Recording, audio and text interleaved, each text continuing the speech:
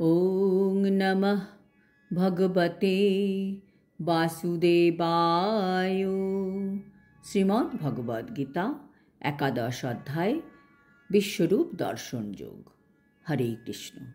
আজ আমরা বিশ্বরূপ দর্শন যোগের 46 নম্বর শ্লোকটি শুনব। কিরীটিনং গদিনং চক্রহস্তম ইচ্ছামি ত্বং দ্রষ্টুমহং তথৈব তেনৈব রূপেণ চতুর্ভুজেন সহস্রবাহো ভব বিশ্বমূর্তে। অনুবাদ: হে বিশ্বমূর্তি, হে সহস্রবাহু, আমি তোমাকে পূর্ববৎ সেই কিরীট, গদা ও চক্রধারী রূপে দেখতে ইচ্ছা করি। এখন তুমি কৃপাপূর্বক তোমার সেই চতুর্ভুজ রূপ ধারণ করো।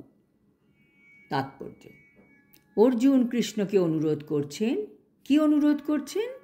অর্জুন বলছেন, হে ভগবান, তোমার এই বিশ্বরূপ এবার বন্ধ করো, আর আমাকে তোমার অসংখ্য যে সুন্দর রূপ রয়েছে তার মধ্যে চতুর্ভুজ রূপ আমাকে তুমি দেখাও। অর্জুন বলছেন, হে সহস্রবাহ, হে বিশ্বমূর্তি, তুমি আমাকে তোমার চতুর্ভুজ রূপ দেখাও। তার সাথে তিনি বিবরণও দিয়ে দিচ্ছেন।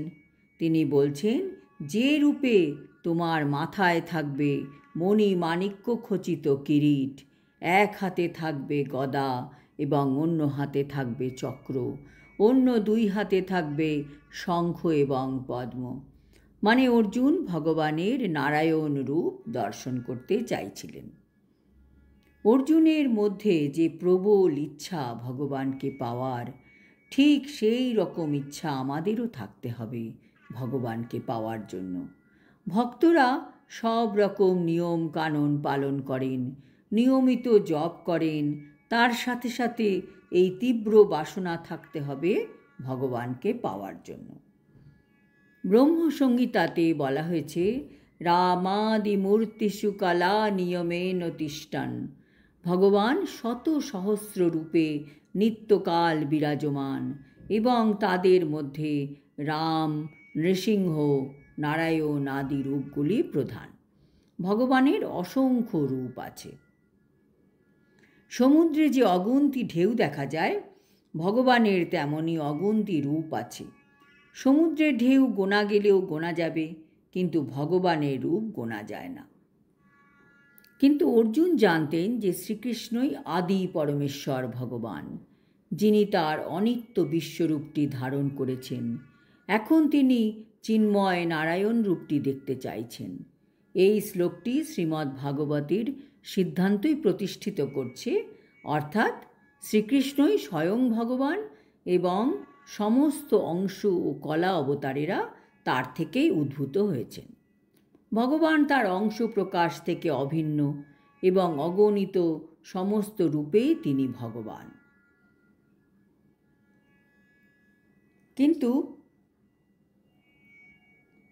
ব্রহ্মসংহিতায় ব্রহ্মা ভগবানের রূপের বর্ণনা করে বলেছেন, অদ্বৈতমচ্যুতমনাদিং অনন্তরূপম আদ্যং পুরাণ পুরুষং নবযৌবনং চ বেদেষু দুর্লভমদুর্লভম আত্মভক্তৌ গোবিন্দমাদিপুরুষং তমহং ভজামি।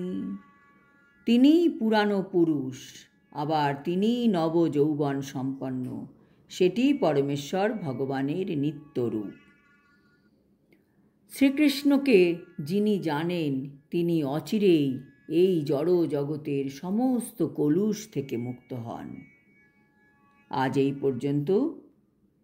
আগামী শ্লোকে ভগবান অর্জুনের অনুরোধের উত্তর দেবেন, যা আমরা বিশদভাবে জানতে পারব। হরি ওং তৎসৎ। হরে কৃষ্ণ।